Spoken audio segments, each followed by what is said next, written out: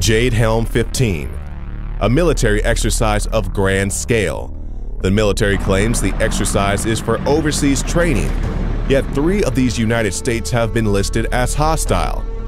The term mastering the human domain reveals to us that Jade Helm 15 is more than just a military exercise. It's also an exercise of the new field of geospatial intelligence, using human domain analytics to map the politics and thoughts of any nation, state, city, right down to the individual. Jade Helm 15. That's what the United States Army is calling a large-scale military exercise. Special Operations Command will be training with other armed units beginning in July.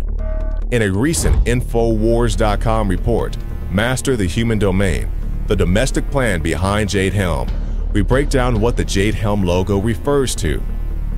In brief, a new discipline in intelligence has been at center stage for the past decade: activity-based intelligence, or ABI.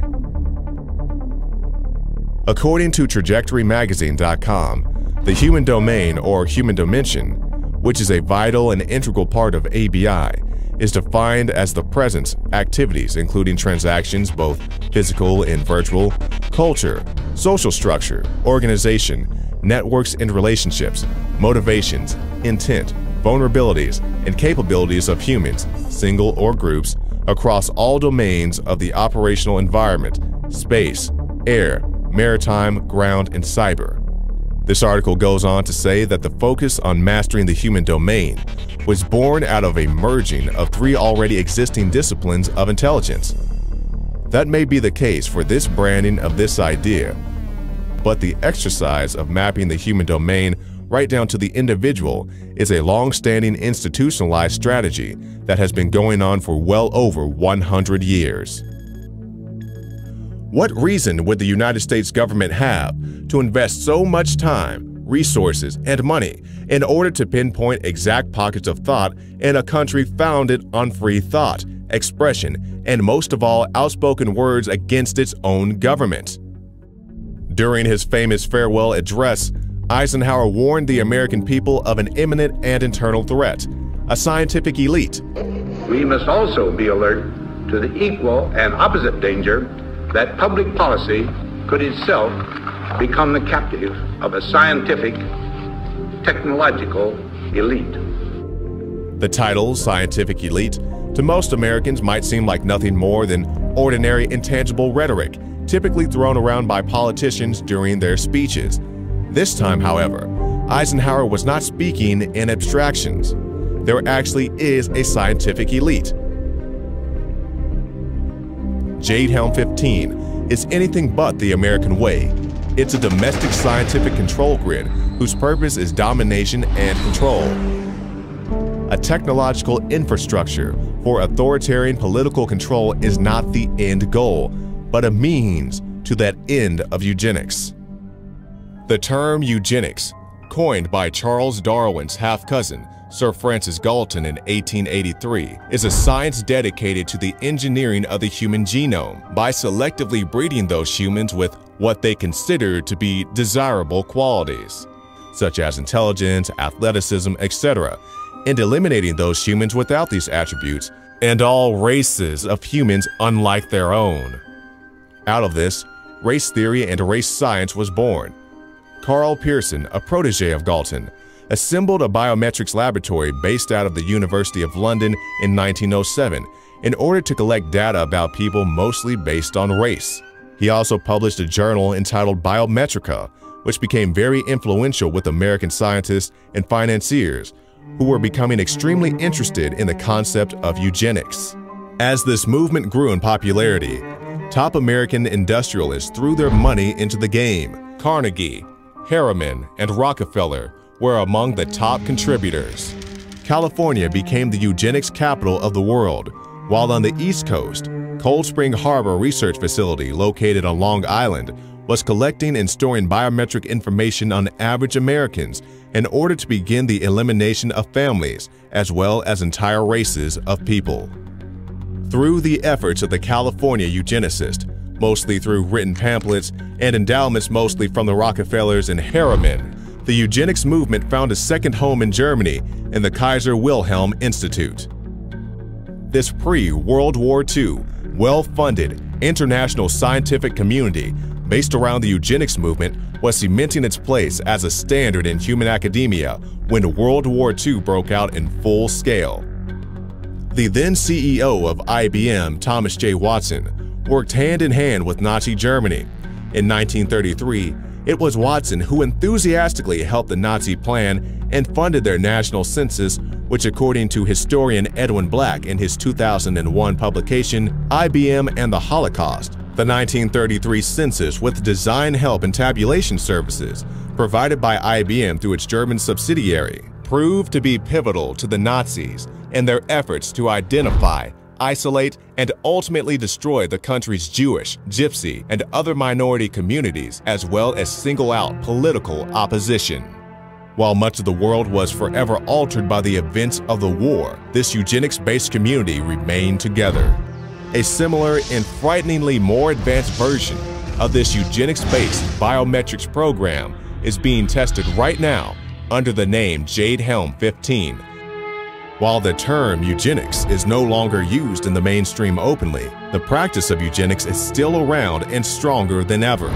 Jade Helm 15 exercises the next generation of technology in the political domination arena. It is simply another technological step beyond the Cold Springs Harbor Research Facility's biometrics program or Thomas J. Watson's census of Germany.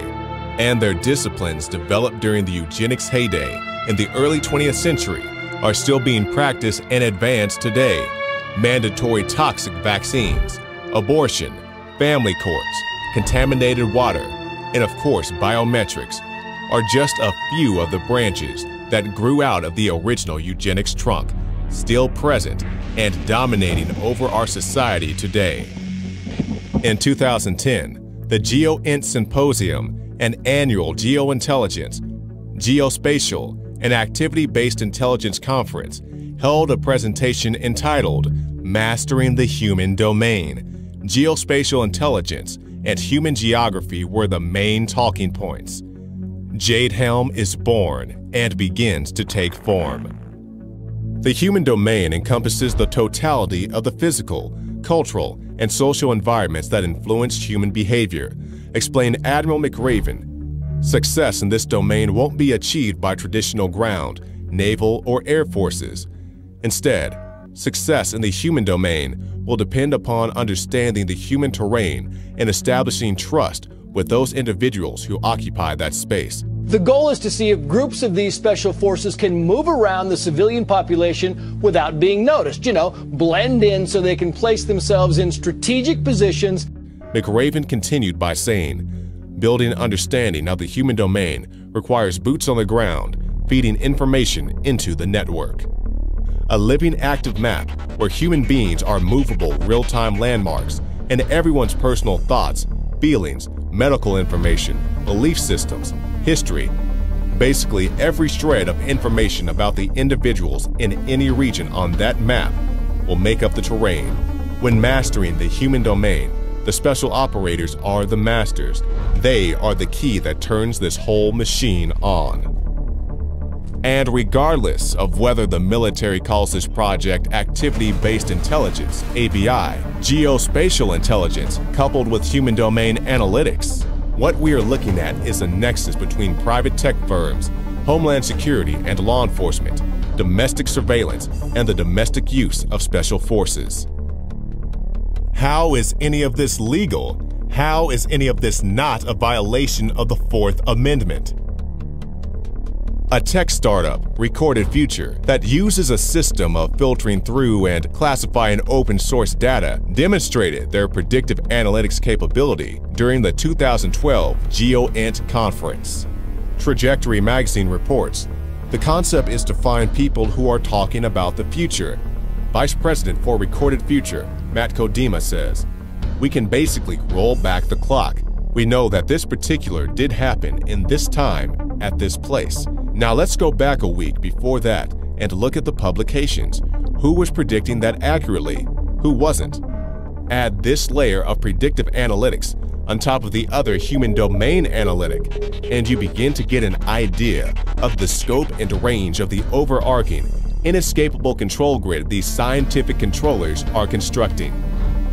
At the same GeoInt conference in 2012, Jeff Jonas, the chief scientist for IBM Entity Analytics and an IBM fellow, talked about the potential for open source data utilization. He said, in typical IBM tradition, space, time, travel data is the ultimate biometric. It seems that IBM, in the scientific elite's perspective, shifted from the master race to mastering the human domain. So we probably won't see doors kicked in and military trucks shipping political opponents to their demise during this summer's Jade Helm 15 military procedure. However, as Brzezinski states in Between Two Ages, the technotronic era involves the gradual appearance of a more controlled society. Just like Watson's census was not the end sought by the Nazis, neither is Jade Helm 15 an end, but a means to a historically predictable end. We must also be alert to the equal and opposite danger that public policy could itself become the captive of a scientific, technological elite. In the councils of government, we must guard against the acquisition of unwarranted influence, whether sought or unsought, by the military-industrial complex. This has been an Infowars.com report.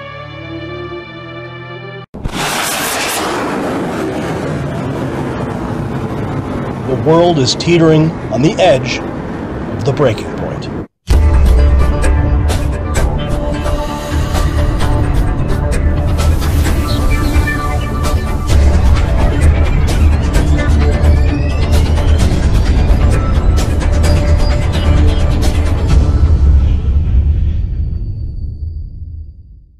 Targets on the objective! Engage!